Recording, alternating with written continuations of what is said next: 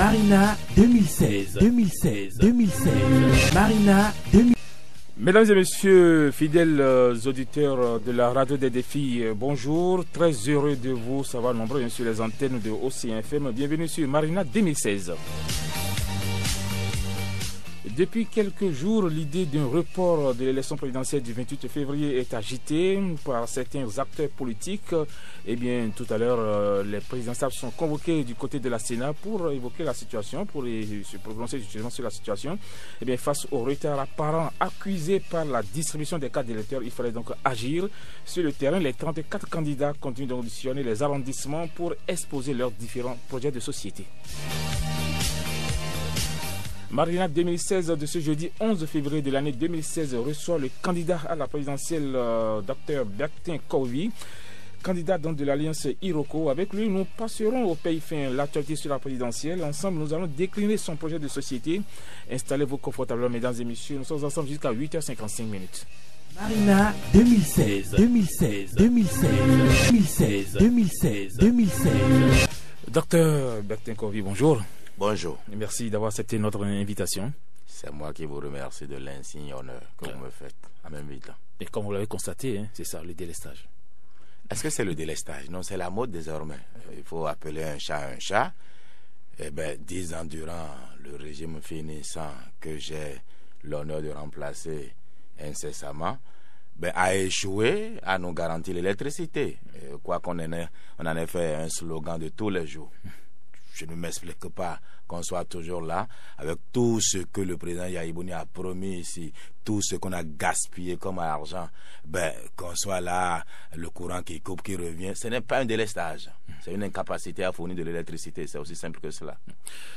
C'est qui, Dr Bertin Kovi? Voyez-vous, derrière le micro se cache Bertin Kovi, Segbouhoué. Segbouhoué, ce n'est pas le village, Segbouhoué qui signifie Dieu a établi. C'est mon petit nom à la maison.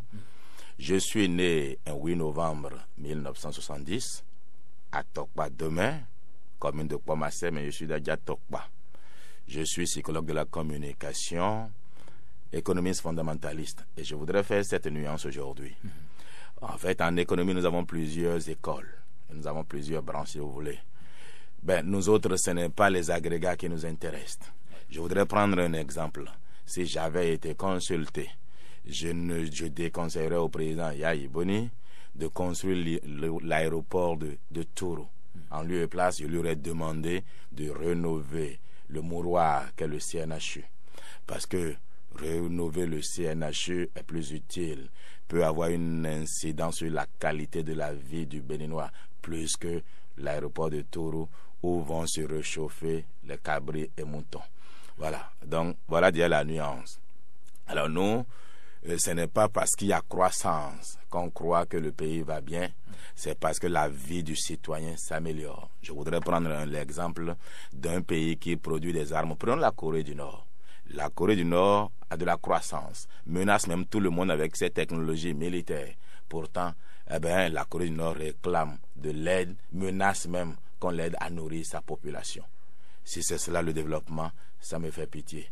Pourtant, si on doit s'en tenir aux agrégats qu'on nous présente pompeusement, c'est pratiquement la même chose. Je voudrais prendre le Bénin, on nous dit non, on a 5% de croissance. 5% de croissance. Les Béninois se sont appauvris. Ne pas le reconnaître, ce serait un péché. Alors, c'est depuis le 14 janvier 1994, jour d'annonce de la dévaluation du franc CFA, que vous avez pris la décision de vous former à être présidentiable. C'est depuis, donc ça fait des années déjà que vous avez envie d'être le numéro 1 du Bénin. Parlez-nous un peu de ça. Alors, moi-même, ceci m'étonne, mais mes camarades de l'INE, l'Institut national d'économie, s'en souviennent forcément, puisque la plupart d'entre eux me disent, mais tiens, tu as tenu à ta folie, parce qu'à l'époque, pour nombre, c'était une folie. J'habitais à Kpakpadodo, mais encore, j'allais à l'INE sur Sémédian, et à mes heures perdues, je faisais Sémédian. Mon père enseignait, ma mère. Ah oui, vous avez fait Sémédian aussi, non? Je suis né d'une famille humble, donc il fallait bien vivre. Mais à cette époque-là, on faisait Sémédian à temps partiel. Et on ne nous obligeait pas à porter le maillot jaune, dont on ne distinguait pas Sémédian. Bon, voilà. Alors, donc je vois le président Nicéphore Dieudonné Soglo apparaître à la télévision annonçant une dévaluation avec un large sourire. Mais l'histoire et ma formation par la suite m'a quand même permis de comprendre qu'il avait raison d'avoir ce sourire-là. Mais à l'époque, je me suis interpellé, j'ai dit, mais est-ce qu'il a conscience de la souffrance que cela peut causer à autrui? Alors, je me couche le soir et je fais un songe. Et une voix intérieure me dit, prépare-toi à quitter l'INE, à aller faire l'économie fondamentale. Et 2 ans après, je te mettrai sur un chemin qui, 20 ans, ferait de toi le président du Bénin. Je me suis demandé si je ne suis pas devenu fou. Quand j'ai parlé à mon père, il m'a dit, mais enseignant, Oueda, tu vas trouver l'argent, je vais trouver l'argent pour t'aider où? Je lui ai dit, celui qui m'a inspiré cette idée, ce pouvoir. Toujours qu'une semaine après, je quittais l'INE. Tout le monde me disait, non, tu es fou, ce n'est pas bien. J'avoue que j'étais parmi les meilleurs en classe. Donc, mes professeurs sont venus me voir. D'autres ont dit, mais on l'a envoûté. Ma pauvre mère qui pleurait, on m'a amené chez un féticheur pour faire des libations, chez un pasteur pour faire des délivrances. J'ai tenu mordicus à mon idée. Je suis parti au Ghana faire l'économie fondamentale. Et curieusement, je n'avais même pas encore fini de soutenir quand l'univers intelligent m'a conduit chez le président Denis Sassou Nguesso, chargé de projets à la jeunesse. Donc, la marche a commencé en 1996. Alors, à l'époque, j'ai dit au président Sassou que je venais chez lui apprendre comment on devient président, comment on gère un pays.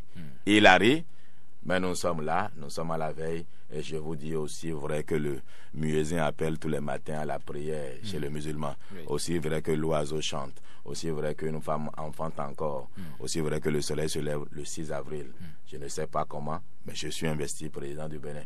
Mais par le suffrage des Béninois, naturellement, le 6 mars prochain. Alors, vous êtes un homme de foi, mais sans religion. Comment peut-on expliquer ça?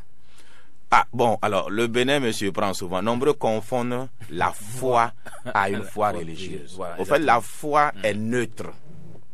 La foi est neutre. La foi, ma foi, on dit, je voudrais aller dans le christianisme pour que nombreux me comprennent un peu plus.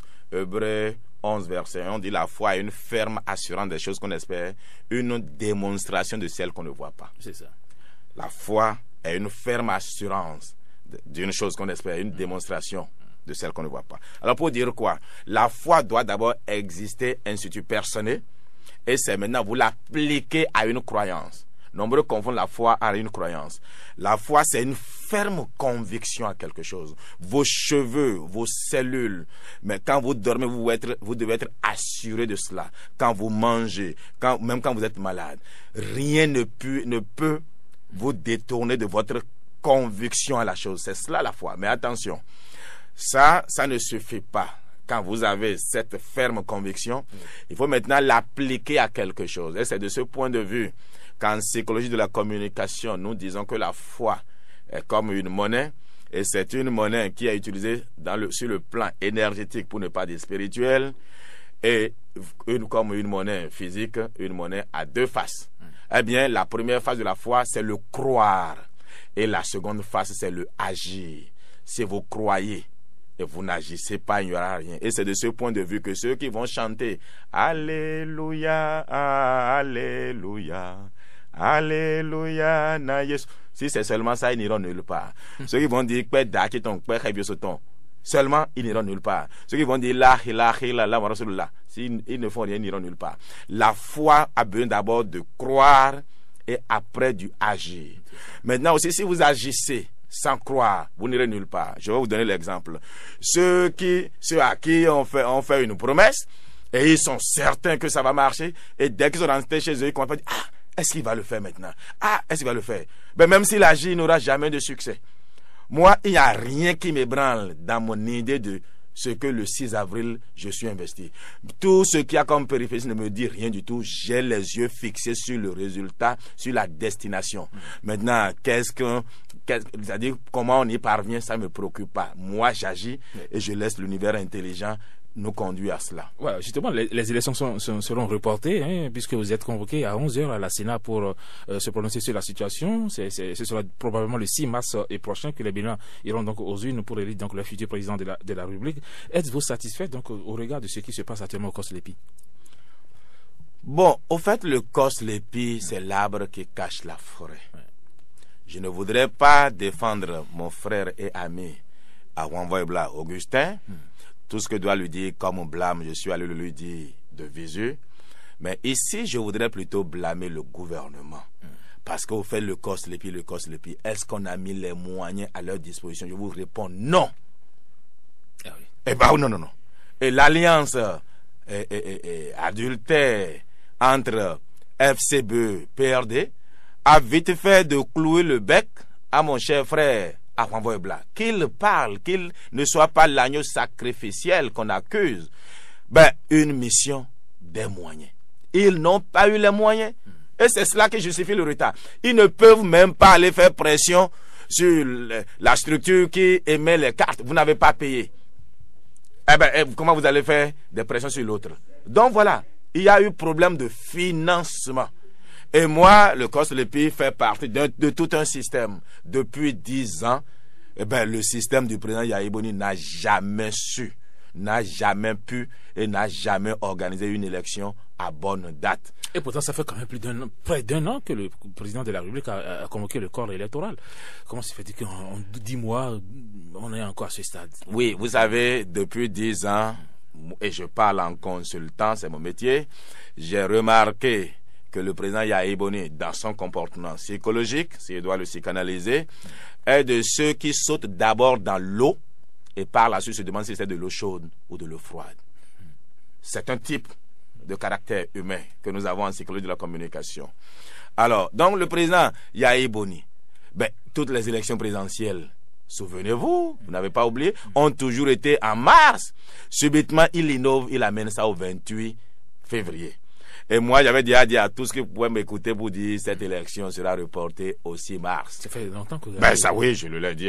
J'ai dit, mais parce que rien ne justifiait cette innovation, hein, on n'a rien fait pour cela. Alors donc, moi, je ne suis pas surpris. Nous sommes juste dans du déjà vu. Maintenant, eh ben, puisque la mode, c'est que nous entendons tous à violer notre constitution au nom d'une paix que nous ne construisons pas, mais qu'on impose ou bien qu'on supplie les autres à accepter, ben nous violons la constitution depuis. Comment vous pouvez comprendre que les candidats n'aient été validés que à 28 jours du scrutin, c'est-à-dire le 1er février? C'est déjà une violation de notre propre code.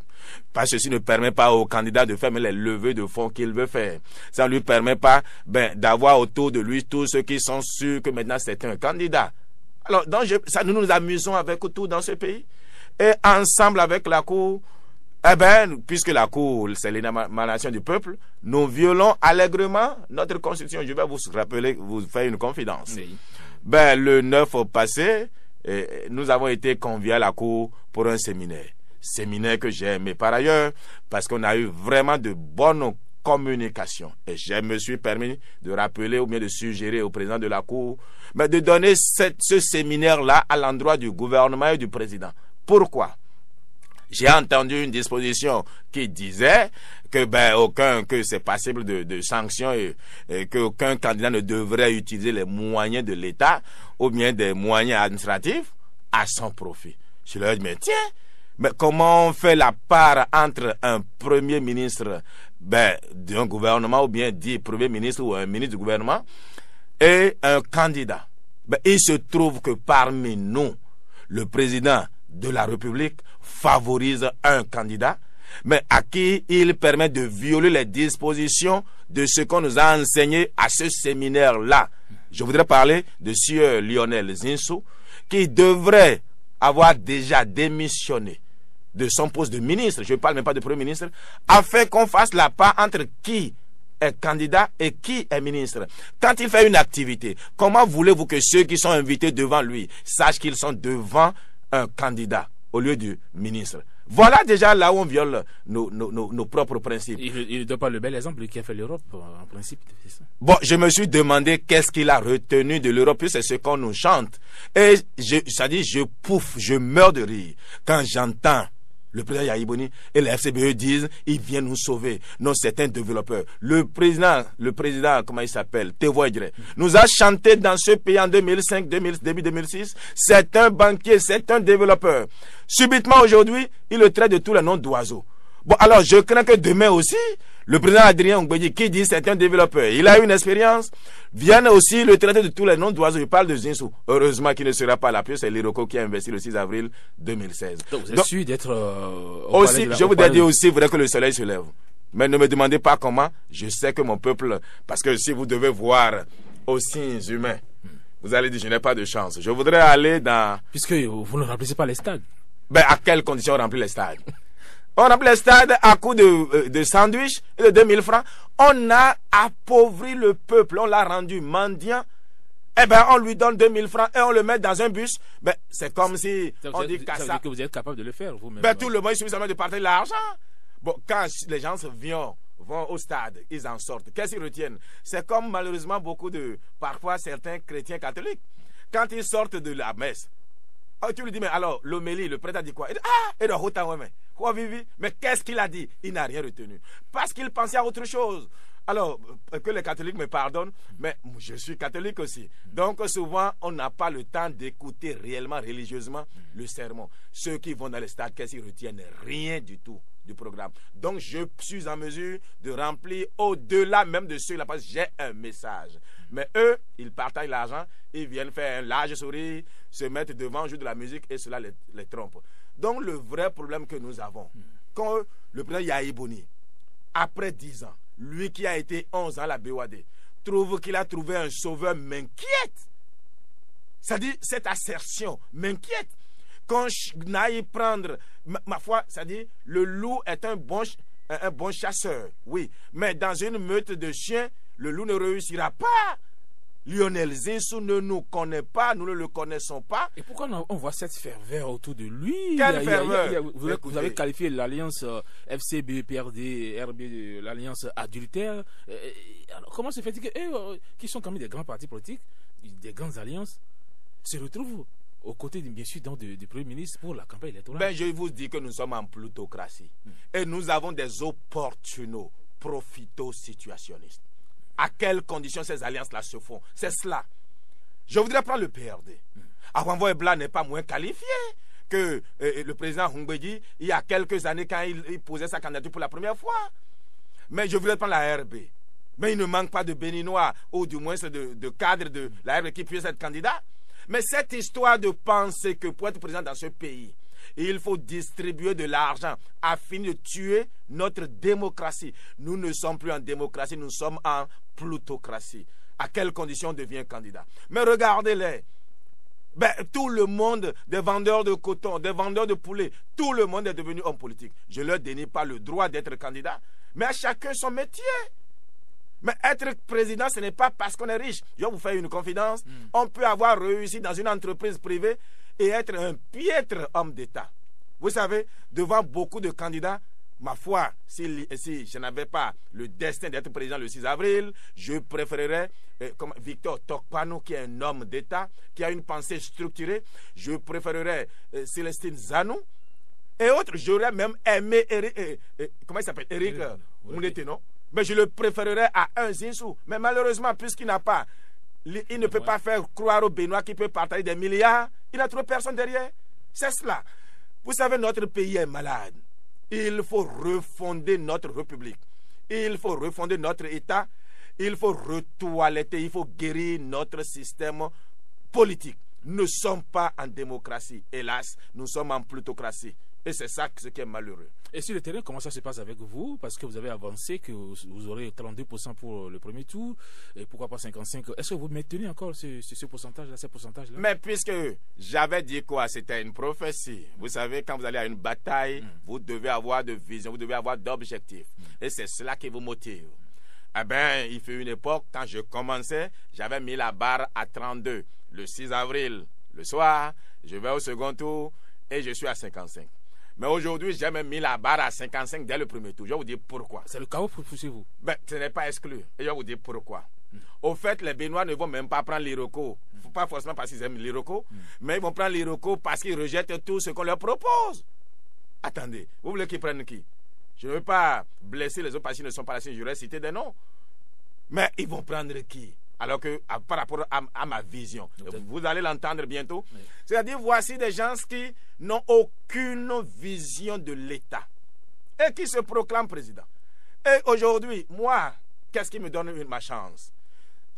Depuis le 1er mars où j'ai annoncé ma candidature Urbi et Orbi sur Golf TV, j'ai déjà distribué 125 000 copies de DVD où on a ma vision.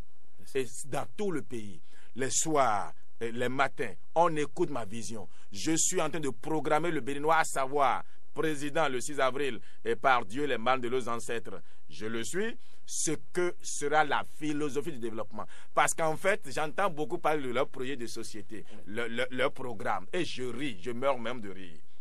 Vous n'avez pas encore un État, vous n'avez même pas l'état des lieux, vous ne savez même pas s'il y a de l'argent dans la caisse et vous avez déjà des dépenses, et personne ne dit d'où viendra l'argent.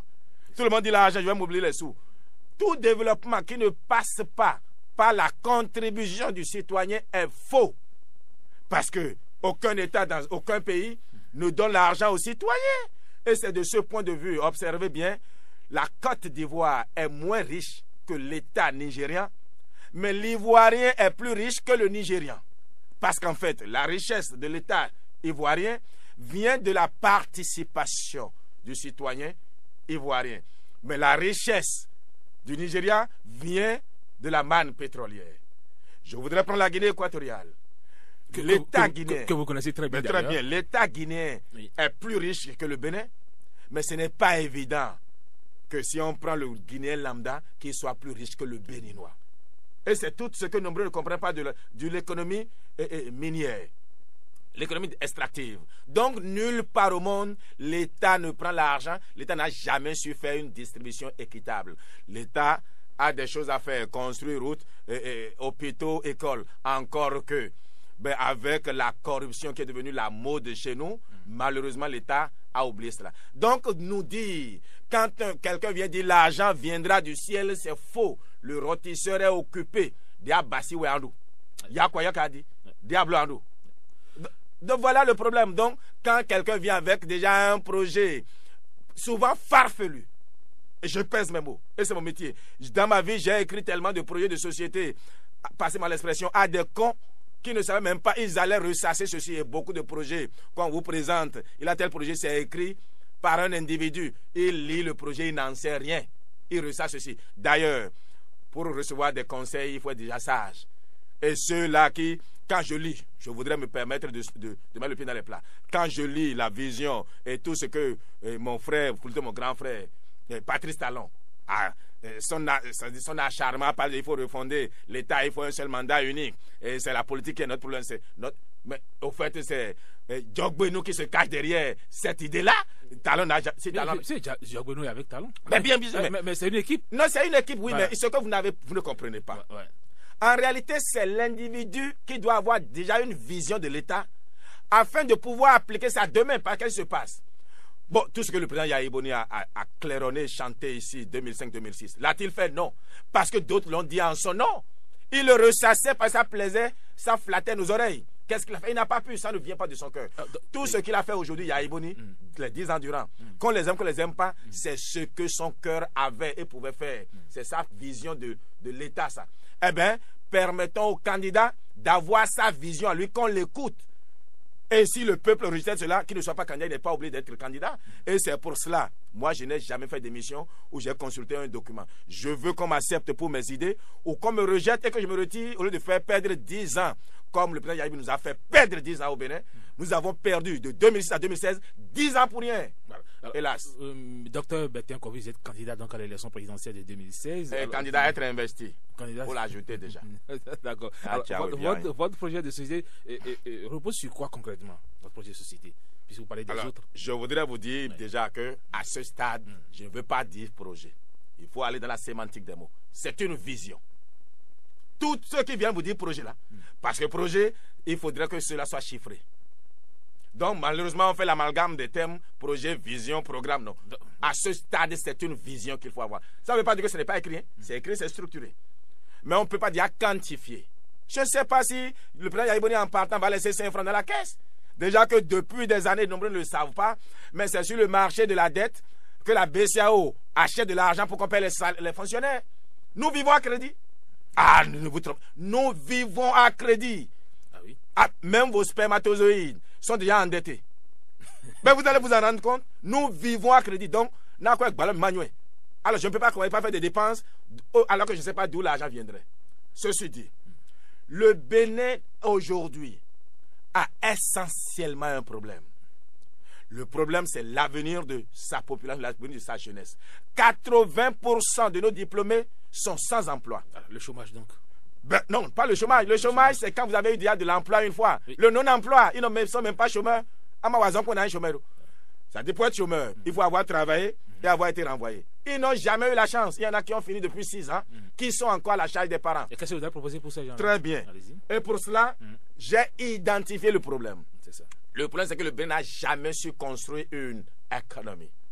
Qu'est-ce qu'une économie? Alors, dans la sémantique des mots, une économie est une science sociale, une main invisible, qui prend les ressources d'une nation, d'un pays, d'une ville, d'un quartier, d'un village ou d'une maison pour satisfaire ses besoins.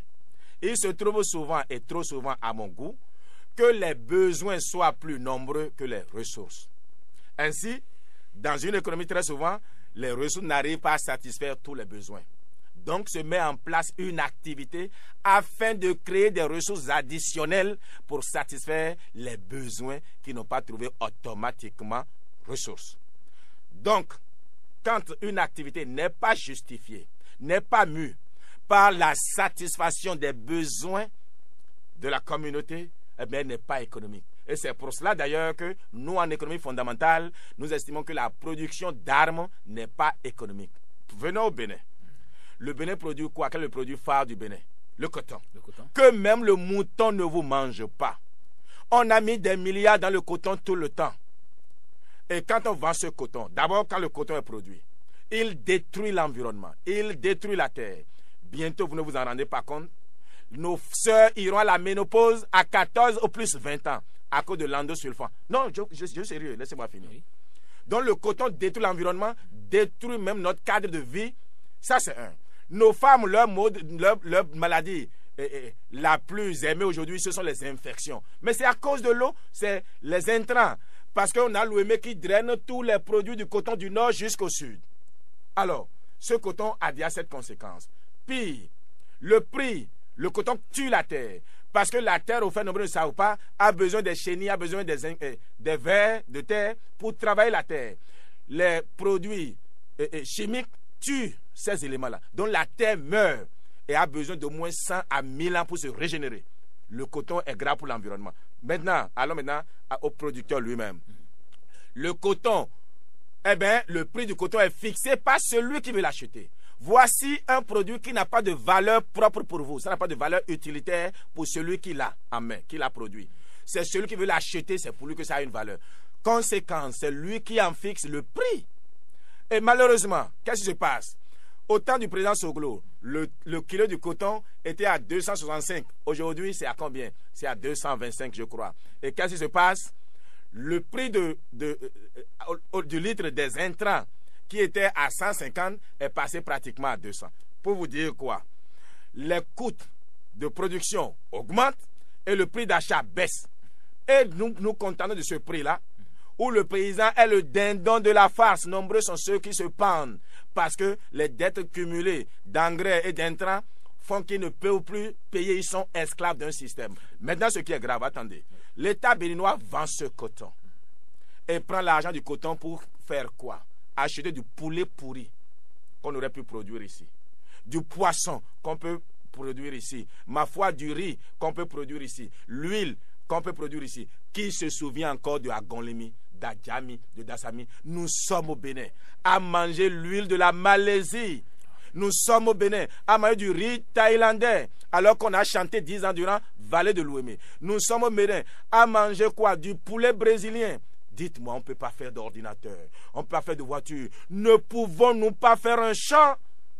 Et nous n'avons pas honte, nous nous asseyons à faire l'intellectuel, à faire le béninois, à manger ce que d'autres produisent. En réalité, je nous vois comme des cochons qu'on nourrit. Et je vais mettre fin à cela. Et pour y parvenir, j'ai décidé de lancer une capacité intérieure de production de cette denrée essentielle. Alors, si nous pouvons enlever la faim de la pauvreté, la pauvreté va guérir. Donc, je vais lancer la production vivrière, la production agricole. Mais pour qu'on y parvienne, parce que nos paysans, nos valeureux paysans produisent déjà à un niveau inférieur, mais ne trouvent même pas où vendre. Je vais interdire l'importation du poulet de l'étranger et que celui qui importe vienne produire ici. Est-ce que vous savez que le secteur produit, le secteur poulet, eh bien, si on produisait au Bénin la quantité qui vient au Bénin, ma foi, ben, le secteur poulet peut générer plus de 70 000 emplois au Bénin. Attention, je vais vous dire pourquoi. Dans le poulet, pour élever le poulet, il faut du maïs et il faut du soja. Eh bien, l'élevage de poulet permet déjà à l'agriculture d'avoir un marché. Dans la production, il faut des employés. Il faut d'abord une provanderie pour produire de la provende. C'est des emplois. Il faut élever le poulet, il faut l'abattre, il faut la conservation. Bref, nous devons construire une économie pour notre pays en produisant ce qui a une valeur utilitaire pour nous. Ça, c'est le premier niveau. Mais attention, je voudrais rassurer les Béninois. Je ne suis pas à ce point-là contre. Je ne suis pas Amin Dada. Je ne vais pas interdire l'importation le 7 avril, après mon investiture. Je vais me donner 1 an de capacité intérieure. Et je vais vous souffler quelque chose. Un an de transition, justement. Non, ce n'est pas une transition. Il faudrait que le Bénin construise une capacité intérieure. Oui. Nous allons parler aux populations pour dire à nos commerçants. On n'a rien contre nos commerçants. Parce que beaucoup de commerçants ont refusé de soutenir financièrement ma campagne parce qu'ils disaient hey, mais c'est vous que j'aime. Parce que si vous ne faites pas ce que je dis, mais vos enfants bientôt vont vous assassiner parce qu'ils croient que c'est vous qui les empêchez de réussir. Voici le printemps arabe. Chez nous, ce serait dangereux encore plus que le printemps arabe. Nos jeunes sont désespérés. Ils ne peuvent plus se marier. Il n'y a pas d'emploi. Ce n'est pas une malédiction. Je vais vous faire une confidence. Prenez un exemple. Quand vous allez à Saint-Michel, vous prenez un poulet. Vous achetez un coq ou bien une poule. Il y a une dame à qui on remet qui déplume ceci. Vous lui payez 200 francs. Si 10 personnes passent dans la journée, elle a 2000 francs. Elle peut nourrir sa famille. Mais quand tu vas prendre le poulet importé, déjà déplumé au Brésil ou bien je ne sais où, mais cette femme-là n'a plus accès à ces 2000 francs-là. Voilà la réalité de l'importation. Mieux, je vais faire en sorte que le bois béninois ne sorte plus de ce pays non œuvré. Et il faut que nos menuisiers puissent avoir du travail. Je vais faire en sorte que l'acajou soit transformé sur place. Bref, ma préoccupation première, c'est de faire en sorte que nous ayons une économie et seule l'économie peut créer l'emploi. À part l'économie, l'éducation. Voilà, exactement. Mais nos enfants, notre système éducatif est rempli de vacataires et de contractuels. Vous attendez quoi de ce système éducatif? Et c'est comme ça. Pourquoi? Parce que l'État, le train de vie du gouvernement est trop élevé. 28 ministres pour 10 millions de population. Vous avez prévu combien de ministres? 16 ministres, c'est du bon sens. 16 ministres, pas plus que ça. Si nos ministres étaient assez occupés, ils ne seraient pas à marcher, à danser, avec des marches de soutien à quelqu'un. Encore qu'on ne soutient que ce qui va tomber. Les femmes le savent, le soutien-gorge n'a jamais empêché les seins de tomber. Donc, les marches de soutien, il n'y en aura pas avec moi. 16 ministres. Pour faire d'économie. Alors, le budget de fonctionnement des 12 ministères qui ont disparu, je vais l'utiliser dans le système éducatif. Est-ce que vous savez qu'il y a beaucoup d'écoles? J'entends le président Yahibo dire pompeusement gratuit de l'enseignement. Quelles sont les conditions pour que cette gratuité soit vraiment réelle? Il y a des écoles où, pendant que les autres sont au cours, les autres vont être sous le mangui à attendre. C'est ça le système éducatif. J'ai grandi sous le PRPB.